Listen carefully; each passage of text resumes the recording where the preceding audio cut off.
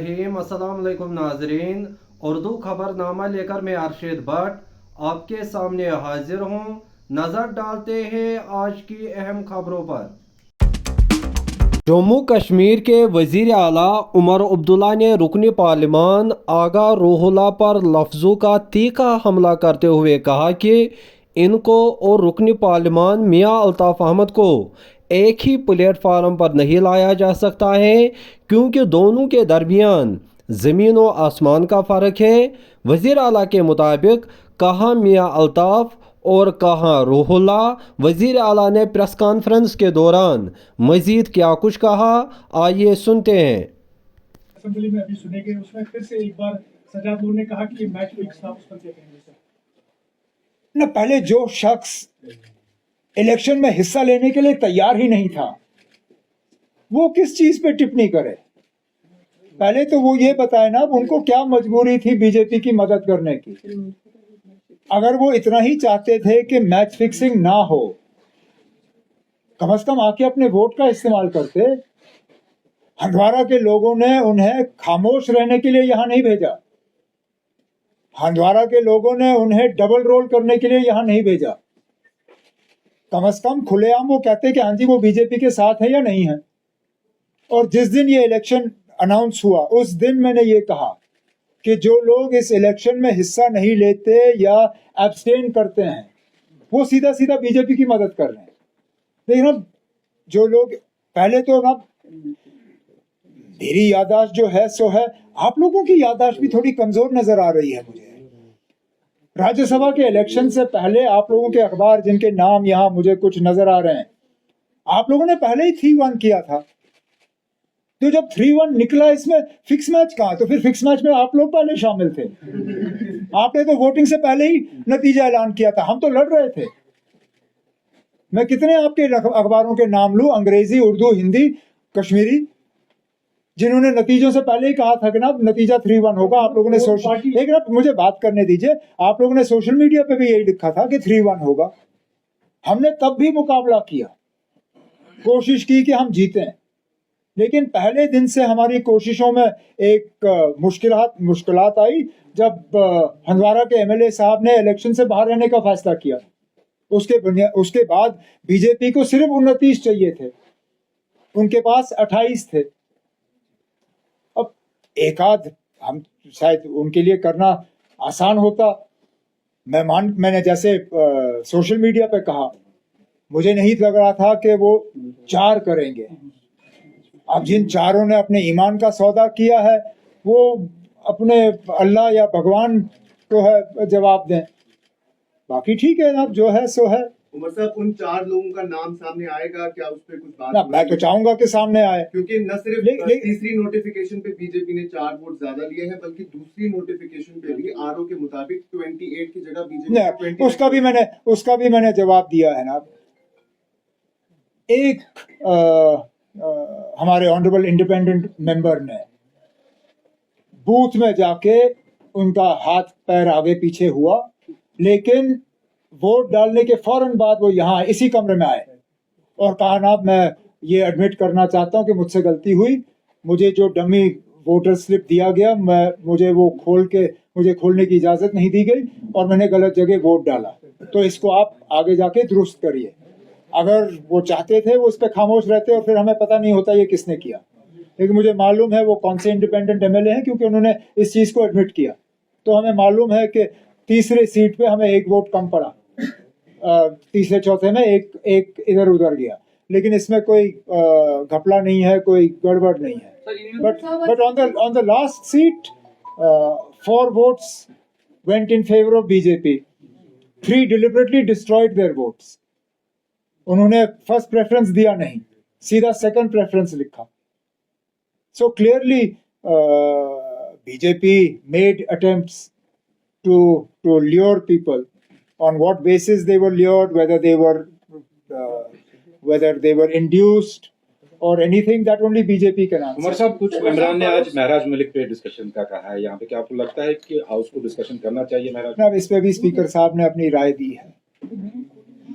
अब बदकिस्मती की बात यह है कि अगर इसी तरह हर सब जुडिस मामले को हमारे दायरे इख्तियार से बाहर रखा जाएगा तो लोग खचाखच अदालत में केस भरना शुरू करेंगे ताकि हम किसी चीज़ पे बात ही ना कर पाएं। लेकिन तब भी स्पीकर साहब कस्टोडियन हैं हाउस के, उनके फैसले हमारे सिर आंखों पर। लेकिन चलिए, हाउस के अंदर नहीं तो आपके सामने हम बात करेंगे, हाउस के बाहर बात करेंगे। मैं तो मान के चलता हूँ ना कि महराज मलिक ने जो भी किया वो पीएसए के लायक नहीं था। अगर उनका डीसी के साथ या किसी और अफसर के साथ गाली गलौज तो है, वो पीएसए के लायक तो नहीं है। इसी के साथ जैसे मैंने पिछले दिनों एक सवाल के जवाब में कहा, यहाँ तो मरकज के एक वजीर ने पूरे मुसलमान कौम को कहा कि ये नमक हराम है। अगर पूरे मुसलमान कौम को नमक हराम करार देना वो ठीक है, तो फिर महराज मलिक ने क्या गलत कहा? उसको पीएसए तो लगना ही नहीं चाहिए। बाकी अगर उसके खिलाफ कोई कार्रवाई करनी होगी वो स्पीकर साहब कर सकते हैं, वो इस हाउस के मेंबर हैं। स्पीकर साहब एक डिसिप्लिनरी कमेटी बना के उस चीज़ को देख सकते हैं। लेकिन ये पीएसए एक इलेक्टेड मेंबर के खिलाफ इस तरह इस्तेमाल करना ये सरासर गलत है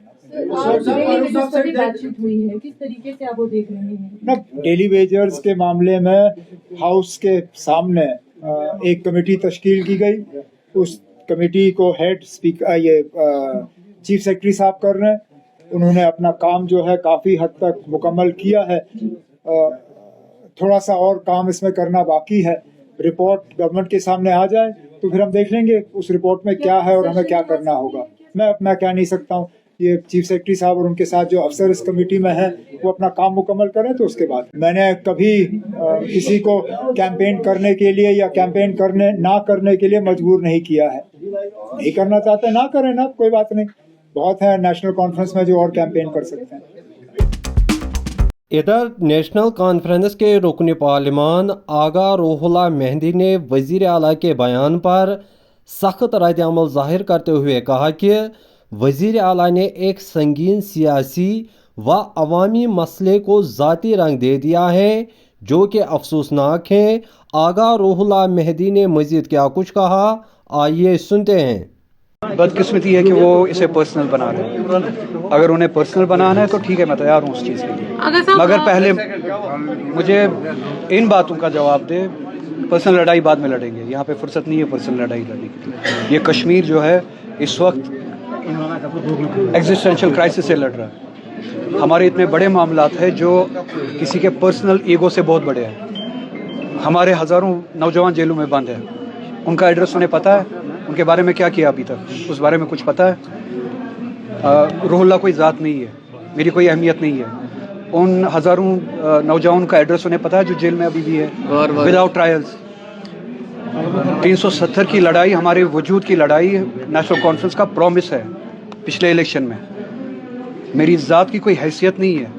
इस कौम को इस तशख़्ख़ुस की लड़ाई के लिए जो वादा दिया गया था, इस एक साल में हमने वो कहाँ पे शॉल और गुलदस्तों में बेच के खाई है वो लड़ाई। उसका एड्रेस है उनके पास। 2024 में ये वादा किया गया कि 5 साल में हम 1 लाख नौकरियां देंगे। वो एड्रेसेस क्या मुझे कोई दे सकता है कि जो 20,000 नौकरियां पिछले 1 साल में लगी है?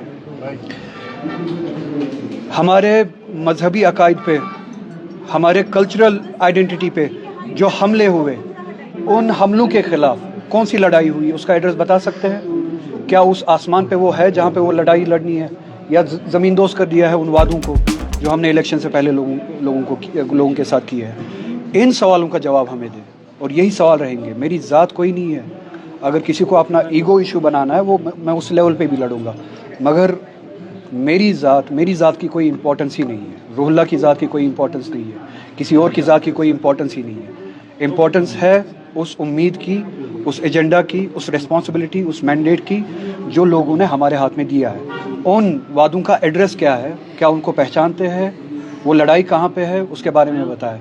वो हज़ारों नौजवान जो जेल में अभी भी बंद हैं, उनके लिए 1 साल में किया क्या हमने, उनका एड्रेस मुझे बताएं। तो इसी तरह से बहुत सारे इश्यूज़ हैं जिनको लेके हम बात कर रहे हैं। किसी को ये ज़ाती मसला बनाना हो बना ले, मुझे उससे कोई फ़र्क नहीं पड़ता। लेकिन ऐसा नहीं लगता है कि ये एक मौजूद बनेगा आपके, जिस तरह से आज सीएम ने खुलकर बोला, तो नेशनल कॉन्फ्रेंस से अलहदगी का आपके लिए मौजूद? देखिए, जो अपने उसूल से अलहदगी के रास्ते पे चलते हो, मुझे उनके बारे में क्यों फिक्र करनी है कि मेरी उनके साथ अलहदगी होगी या नहीं। जो अपने कौम जिस कौम ने इनको एतमाद दिया है उस कौम के एतमाद से बरक्स अलहदा रास्ता इख्तियार किया हो, कौम को सरे राह छोड़ दिया हो इन मजालिम में, जो कौम से अलहदगी इख्तियार करे, मुझे ये फ़िक्र कहाँ होगी क्या मेरी उनसे अलहदगी है या नहीं है। मेरा सवाल उनसे ये भी आज भी है और आप इस सवाल का जवाब लेके आइए, क्या जो मैं बातें करता हूँ, जो सवाल मैं करता हूँ, क्या ये नेशनल कॉन्फ्रेंस का एजेंडा नहीं है? और अगर ये नेशनल कॉन्फ्रेंस का एजेंडा है तो मैंने अलहदा रास्ता इख्तियार नहीं किया है, उन्होंने गलत रास्ता इख्तियार किया है। तो अगर किसी को अपनी जगह से दूर हटना चाहिए, उतरना चाहिए, माफ़ी मांगनी चाहिए, वो उन्हें मुझे आगा साहब मजीद लारमी ने आपके जात के लिए वोट दिया, क्योंकि लोग जो कह रहे हैं कि हमने आगा साहब को देकर वोट दिया। अब उसके बारे में हम देख रहे हैं कि नेशनल कॉन्फ्रेंस के डिप्टी सीएमओ या एमएलए आज वो देखिए, वो आवाम का बड़ापन है, लोगों का बड़ापन है, मोहब्बत है मेरे लिए, वो इस तरह की बातें करते हैं। मगर मेरे लिए किसी ने वोट नहीं दिया, लोगों ने अपने वजूद के लिए वोट दिया, अपनी लड़ाई के लिए वोट दिया, अपने मुस्तकबिल के लिए वोट दिया। मैं कोई ज़ात नहीं हूँ, कोई और कोई तुरम खान नहीं है कि किसी के लिए वोट दिया हो, और मैं भी कोई बड़ी ज़ात नहीं हूँ। लोगों ने अपने वजूद के लिए, अपनी लड़ाई के लिए, अपने हुकूक के लिए, अपने तशख़्ख़ुस के लिए, कॉन्स्टिट्यूशनल आइडेंटिटी के लिए, प्रोटेक्शंस के लिए जो हमसे छीने गए, उनकी वापसी के लिए वोट दिया। तो जो भी उस लड़ाई में, उस एजेंडा पे वफ़ादार रहेगा, ऑनेस्ट रहेगा, डेडिकेटेड रहेगा, लोग उसके साथ है, चाहे मैं हूँ चाहे कोई और हो। जो उस चीज़ के साथ, लोगों के एतमाद के साथ बेवफाई करेगा, वो कोई भी हो, वो खुद को तुरम खान ना समझे, लोग उनको अपनी जगह दिखाते हैं फिर, और दिखाया भी है इससे पहले।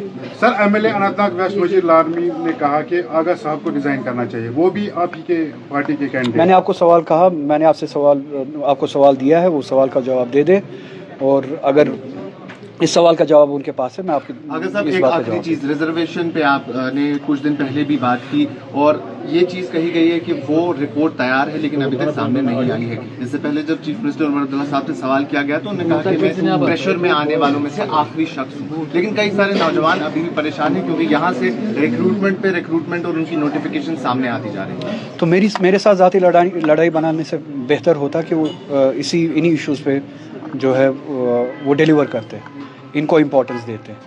मैं कौन हूँ कौन नहीं हूँ उसकी फ़िक्र किए बगैर रिजर्वेशन के हवाले से ही जो लाखों नौजवान हमारे उनसे उम्मीद लगाए बैठे हैं, बजाय इनको कि उनको ये कहे कि मैं आपके दबाव में आने वाला नहीं हूँ, कम से कम रिजर्वेशन के मसले को ही हल कर दें।